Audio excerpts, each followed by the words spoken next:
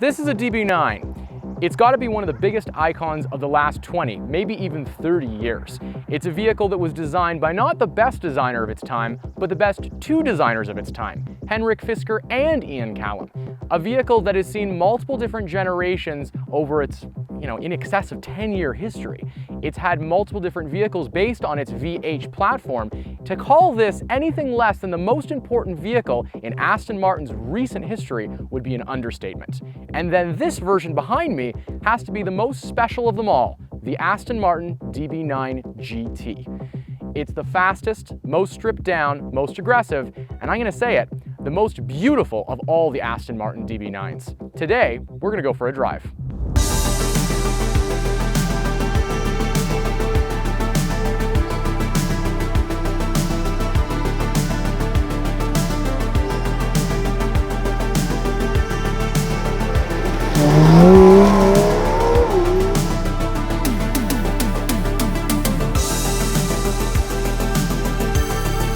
Let's go for a drive.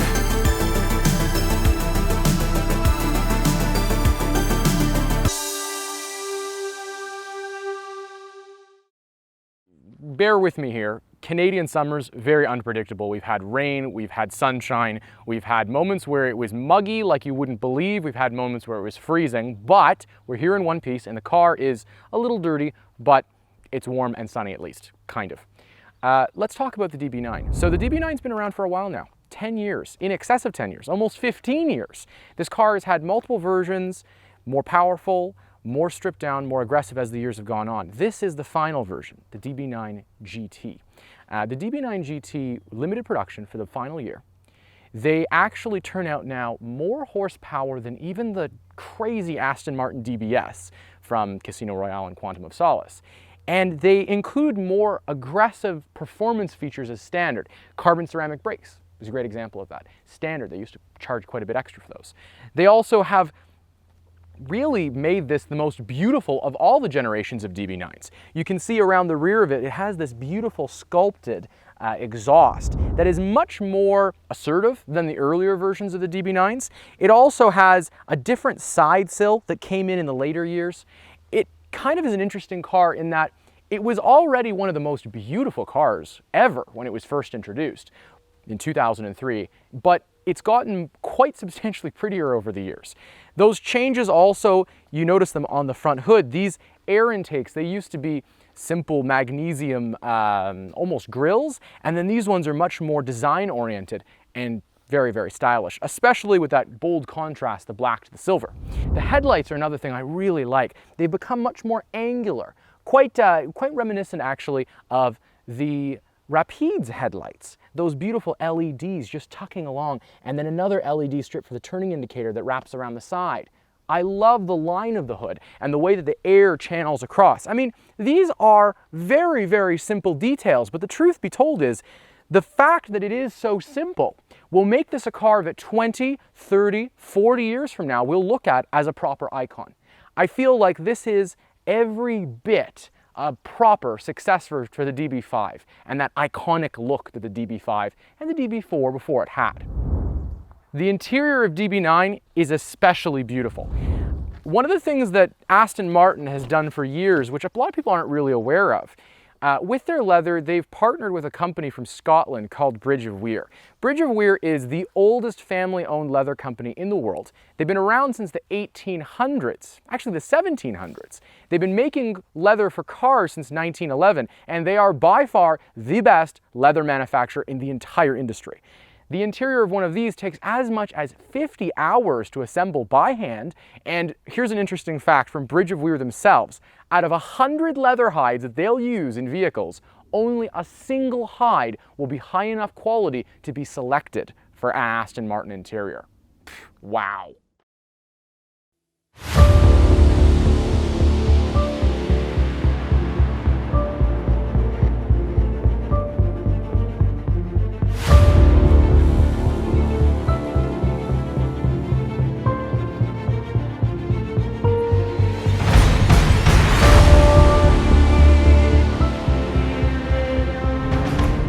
So driving DB9. This is a bit of a different experience than a regular DB9 because of the amount of power that the vehicle produces, first and foremost. In the older versions, you had high fours, and then when you moved into the 2012 version, they had 510 horsepower. This vehicle produces 540 horsepower. So it actually makes more power than the Aston Martin DBS did when it was first introduced, which is really something special. I love the look, the elegant look of this car on the outside, and the fact that it has that much power makes it really, really appealing, especially as a daily driver. It's just a good amount of power. The next thing is the suspension system. Whereas the older versions, the very original versions, just had stock suspension, and then the later versions had adjustable suspension. This has a 3-stage adjustable suspension. So I can change between all the different settings and make the vehicle either a lot firmer or a lot more comfortable.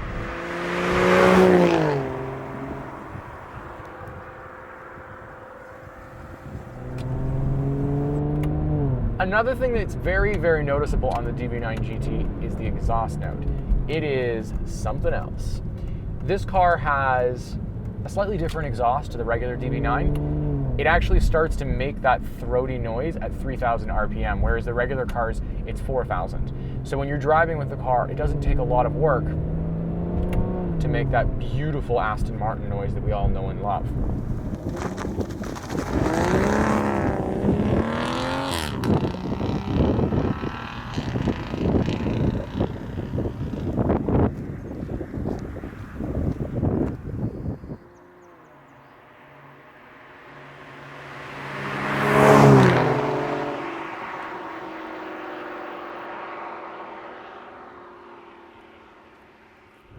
You know, you come out to places like this and you think about what GTs are all about.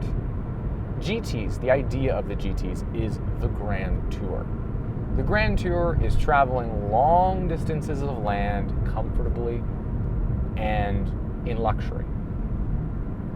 A cruiser that you could take from Monaco to Zurich and then all the way back to Monaco for the weekend. Or in Canada, from Toronto to Montreal. Forget your wallet, come all the way back to Toronto and be totally fine. That is what the DB9 is in a nutshell.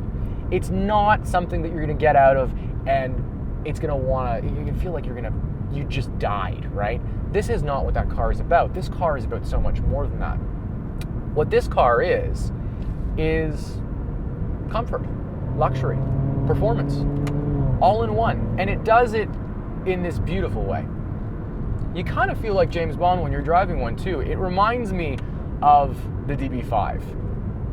And you feel cool like the DB5.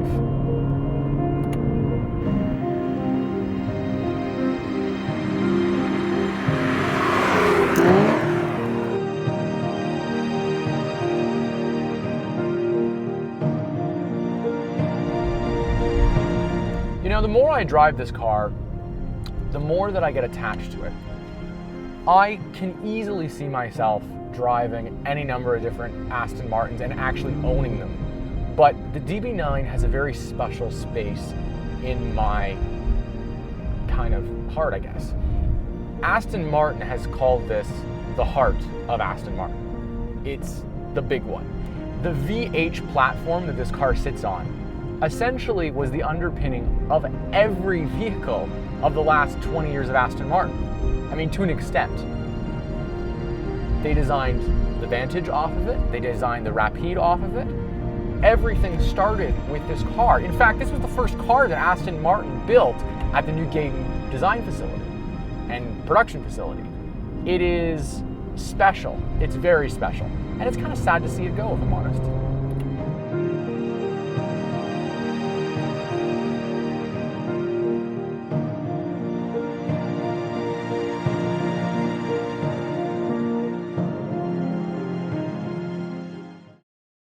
With new content coming out every Friday, make sure to subscribe for more.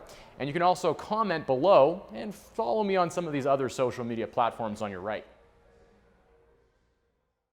Tune in next week as we continue our theme of GT-branded Aston Martins, this time exploring one of the rarest vehicles in Aston Martin's modern history, the DB9 GT.